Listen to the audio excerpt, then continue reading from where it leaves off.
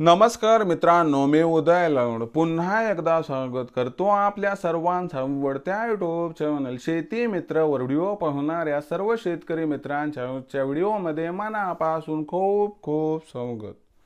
मित्रांनो, थंबनेल बघितलं, टायटल वाचलं होऊन मित्रांनो, सामान्य कास्तकार बांधवांचा सध्याच्या कंडिशनचा सर्वात महत्वाचा सवाल की येत्या 90 दिवसात आता देशांतर्गत बाजारामध्ये कापसाचा बाजारभाव होणार या ठिकाणी 8,000 पवार। हा सध्याच्या कंडिशनचा सर्वात महत्वाचा सवाल की येत्या 90 दिवसात काय देशांतर्गत बाजारामध्ये आता कापसाचा बाजारभाव होणार 8,000 पवार। हा सवाल तुमच्या मनातला, हा सवाल माझ्या मनातला आणि आज भारत वर्षातील सामान्य कास्तकार बांधव या ठिकाणी विचारायला लागलाय की येत्या 90 दिवसात काय देशांतर्गत बाजारामध्ये आता कापसाचा बाजारभाव होणार 8,000 पवार।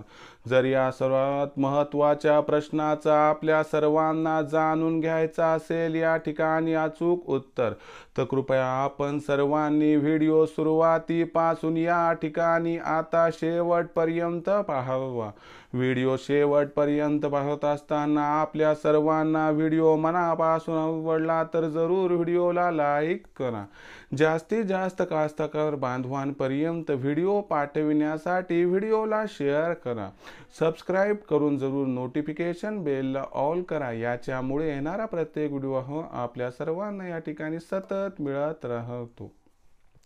बघा मित्रांनो, सामान्य कापूस उत्पादक कास्तकार बांधवांचा सध्याच्या कंडिशनचा सर्वात महत्वाचा सवाल की येत्या 90 दिवसात आता देशांतर्गत बाजारामध्ये कापसाचा बाजारभाव होणार 8,000 पवार। जर या सर्वात महत्वाच्या प्रश्नाचं आपल्याला अचूक उत्तर जाणून घ्यायचं असेल तर सध्या देशांतर्गत आणि आंतरराष्ट्रीय बाजारात असणारी कापसाची बाजारभाव पातळी, देशांतर्गत आणि आंतरराष्ट्रीय बाजारात असणारी कापसाची मागणी पुरवठ्याची स्थिती व या सर्वांचा येत्या 90 दिवसात कापसाच्या भावावर होऊ घातलेला परिणाम व या परिणामामुळे मग सध्याच्या स्थितीत कापसाचा बाजारभाव हा पुढील 90 दिवसात काय 8,000 पार होऊ शकतो अथवा नाही, या प्रश्नाचं घेऊया सविस्तर उत्तर। बघा मित्रांनो, जर आपण आंतरराष्ट्रीय कापूस बाजारभाव पातळीचा विचार केला तर कापूस आहे त्या परिस्थितीत आणखीनच दबावात गेलाय। जेव्हापासून USDA अहवाल आला की जागतिक कापूस उत्पादनात 2025 मध्ये आपल्याला वाढ दिसत आहे, या अहवालानंतर जागतिक कापूस बाजारभाव जे की अगोदरच दबावात होते त्यावर आणखीन दबाव आला आणि सध्याच्या कंडिशनला कापूस 67 सेंट्सच्या खाली गेलाय। आंतरराष्ट्रीय बाजारातील कापसाच्या भावातील या परिस्थितीचा परिणाम देशांतर कापूस भावावर सुद्धा होणार, कारण आजच्या कंडिशनला बाहेरील देशातील कापसाचे बाजारभाव देशातील कापसाच्या बाजारभावापेक्षा अत्यंत स्वस्त आहेत। जिथं भारताचा कापूस बाजारभाव 7,000 प्रति क्विंटल आहे, तिथं आंतरराष्ट्रीय कापूस बाजारभाव 5,500 रुपये प्रति क्विंटल आहे।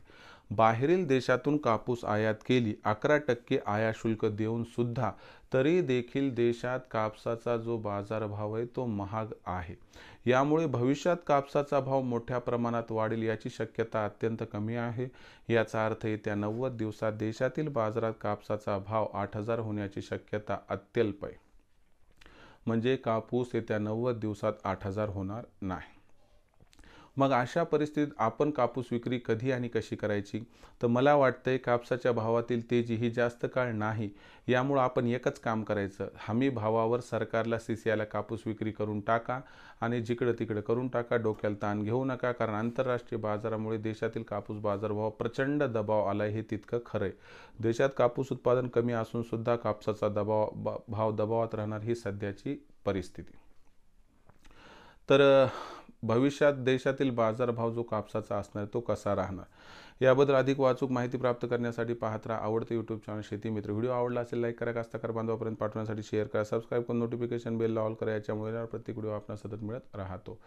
तर मित्रांनो, अशाच एका नवीन व्हिडिओसह मी आपला मित्र उद्याला आपल्या सर्वांच्या आवडत्या यूट्यूब चॅनल शेती मित्र आपणास मिळत राहील। तोपर्यंत माझ्या प्रत्येक शेतकरी मित्राच्या आणि कास्तकार बांधवाच्या आजच्या व्हिडिओमध्ये मनापासून खूप खूप आभार।